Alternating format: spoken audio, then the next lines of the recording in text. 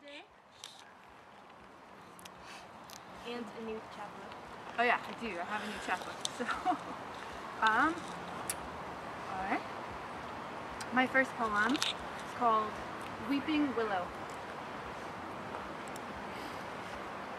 She sat there, weeping for all she was worth, thinking she would never see a beautiful thing again. The leaves were dead, the flowers faded, the trees crooked and leaning on one another in their frailty. But one sapling survived, breathing and sighing longingly as the wind pushed it to and fro. She loved this tree like no one had ever loved her.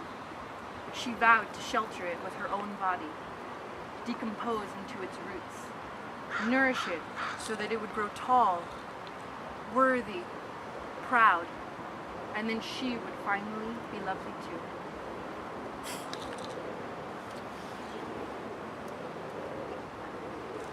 The girl who mistook her heart for a hole.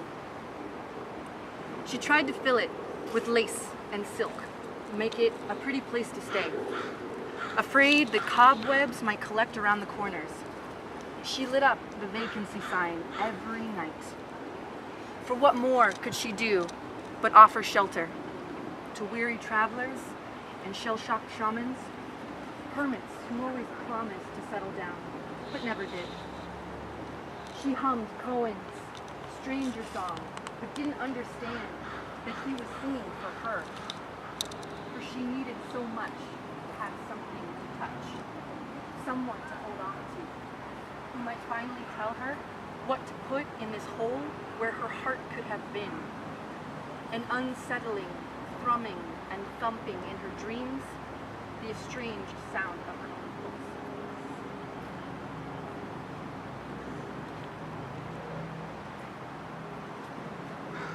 A girl who drives around the block in a yellow convertible. She has no idea who she is and where she's going. There's no destination in mind, and there never was. Maybe there had been, but she forgot it. The purpose slipped out of her mind like ooze, sap oozing out of a tree. The way you walk into a room with purpose and then instantly forget why you entered in the first place. Momentary dementia, new dimensions.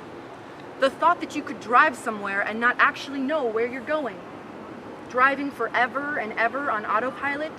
She stops at a red light and it occurs to her that she hasn't consciously been driving for miles.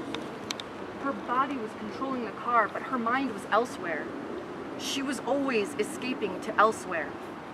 Out-of-body experiences, they called her absent-minded. She always wanted to be somewhere different than where she was, running so fast to get to a place that you don't even know the look of. If you don't have a destination, how will you know when you've arrived? The arrival point is a myth. It's the same as ending a story with, and so they lived happily ever after.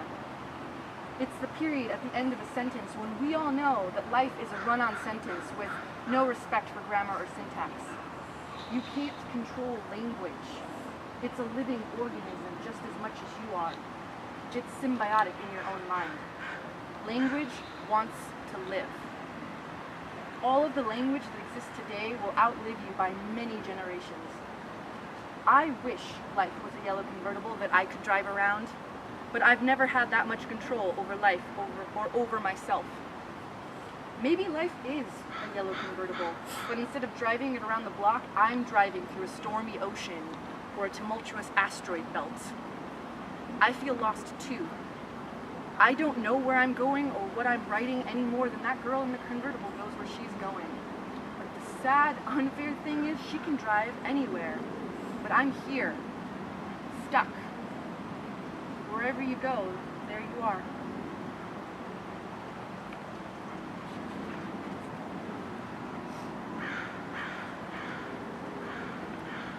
Fall from grace. You used to call me your grace, kiss my hair, make offerings at my altar, content to worship at my feet and drink nectar from my thighs.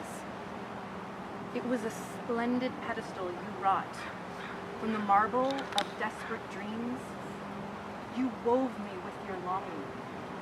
This porcelain goddess of love and sex, here to bestow you with intimacy, reward your loyalty, let you come apart at the seams, rebuild you with hope, soothe your wild soul and hateful heart, transmute your pain. We danced on the edge of promises never actualized, fantasies unfulfilled. You willed it and you wanted it, but you never saw the world the way that I did. I traced the madness in your eyes, the wind of your words blowing through my ears, heralding some distant greatness. A wondrous horizon always out of reach, all the while we waged battles with your possessive monsters and jealous phantoms. I struggled to stay in your fickle graces. Would that we could return to ignorance, forget my flesh, stay safe inside the fantasy. We made a better sea, a better song. As long as we were fighting against foes, demons, our own natures, we felt bonded, conquerors with no place to come home to. But no matter the highs, the silk in your sighs, or the pain in your eyes, underneath exists such vitriol. The same lips that sang my gospels now spit venom in my face. The fall from any pedestal, no matter how high, hurts. Your fall, Your Grace. I could never tame you. A beast is always wild. Despite the warnings, it still shocked me each and every time you bit the hand that fed you hope. The pain isn't worth the promises anymore. And my last poem that I'll read today is called Lawryniuk. The mundane brings you down. Don't share your bed with incubi. Don't let barnacles grow on your heart. Cover your flesh in moss. Stare down demons. Drown them with fire. Kill them. Burn them with fire. Give you some bad advice there. Burn them with fire. Drown them with blood. Kill the masters. All men must die. Your fruit bruises easily. Don't let it overripen. Your flower blooms readily. Be wary of bees.